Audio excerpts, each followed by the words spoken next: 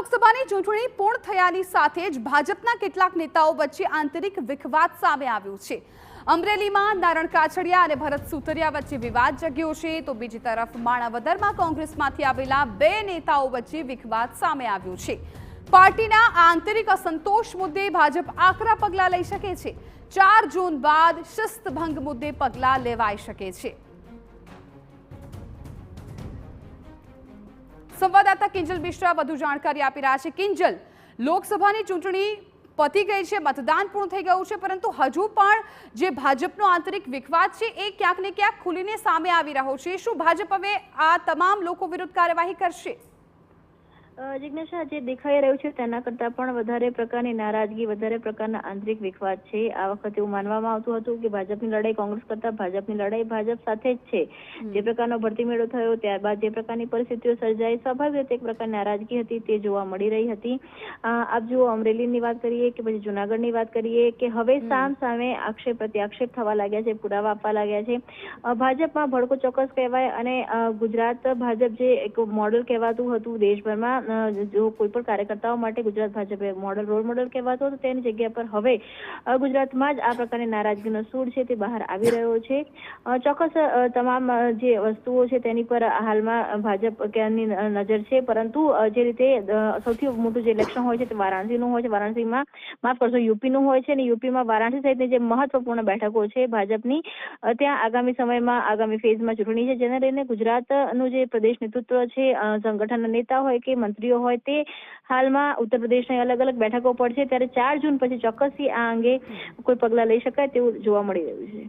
બિલકુલ ને કિંજલ, અત્યારે અમરેલી પણ પરિસ્થિતિ આપણે જોઈએ તો કાછડિયા વર્સિસ સુતરિયા થઈ ગયું છે। થોડીવાર પહેલા ભરત સુતરિયા સાથે વાત કરી તો એવું કહી રહ્યા છે કે ના, એવું કંઈ જ નથી, બધું બરાબર છે, પરંતુ એમના જે શબ્દો હોય છે એ શબ્દો પરથી ખ્યાલ આવી જાય છે કે હજુ પણ વિખવાદ તો છે જ।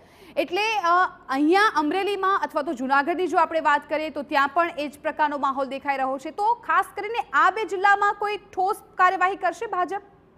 देखो, અમરેલીની વાત કરીએ તો અમરેલીમાં ભાજપ વર્સિસ ભાજપ ચોક્કસ કહી શકાય, કેમ કે અમરેલીમાં નારણ કાછડિયાને ટિકિટ નથી મળી તેનું દુઃખ છે, પરંતુ ટિકિટ ભરત સુતરિયાને આપવામાં આવી તેની સામે તેમણે જે પ્રકારે વાત કરી, સિનિયર નેતા છે અને ભરત સુતરિયા પણ ભાજપના કાર્યકર્તા હતા અને તેમને ટિકિટ આપવામાં આવી છે। સ્વાભાવિક રીતે જે જવાબ પણ ભરત સુતરિયાએ આપ્યો છે કે વધુ એક વાર અને છેલ્લી વાર થેન્ક યુ, એટલે બધું બરાબર છે। જો બધું બરાબર હોત તો આ પ્રકારના પત્ર લખવામાં ન આવ્યા હોત। અને બીજી વાત કે ભાજપની અંદર પત્રો લખાય છે તે બહાર બહુ જલ્દી નથી આવતા, બહાર ત્યારે જ આપવામાં આવતા હોય છે કે જ્યારે એક મેસેજ આપવાનો પ્રયાસ કરવાનો હોય। જે પત્ર લખવામાં આવે છે તે બહુ સ્પષ્ટ બતાવી રહ્યું છે કે હવે અમરેલી સંગઠનમાં બધું બરાબર નથી, લગભગ સબ અસલામત છે। અને જુનાગઢની વાત કરીએ તો માણાવદરમાં સૌથી આપણે કહેતા જ હતા કે કોંગ્રેસના જ બંને આયાતી નેતાઓ છે, ત્યાંનો જે જંગ છે સૌથી રોચક રહેવાનો છે। ત્યારે હવે કોનો પક્ષ ભાજપ લેશે, કેમ કે ભાજપમાં જ આવ્યા બાદ જવાહર ચાવડાની પણ હાર થઈ હતી, એટલે 4 જૂને જ્યારે પરિણામો ક્લિયર થાય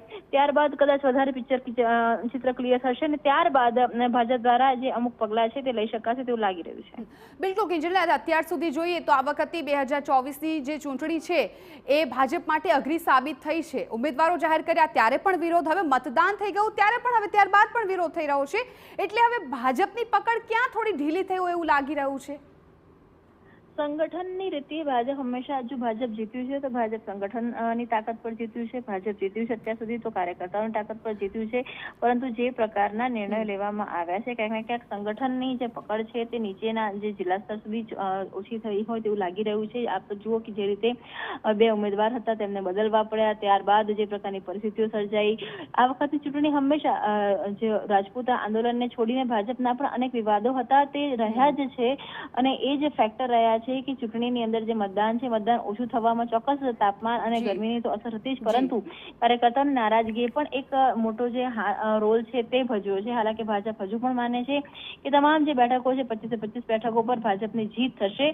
હા, લીડ છે, લીડ ઘટશે તેવું પણ અત્યારે તેઓ માની રહ્યા છે। બિલકુલ કિંજલ, આભાર સમગ્ર માહિતી બદલ। તો મતદાન બાદ પણ, લોકસભાની ચૂંટણી પૂર્ણ થયા બાદ પણ ભાજપમાં અત્યારે વિવાદ છે એ સામે આવી રહ્યો છે।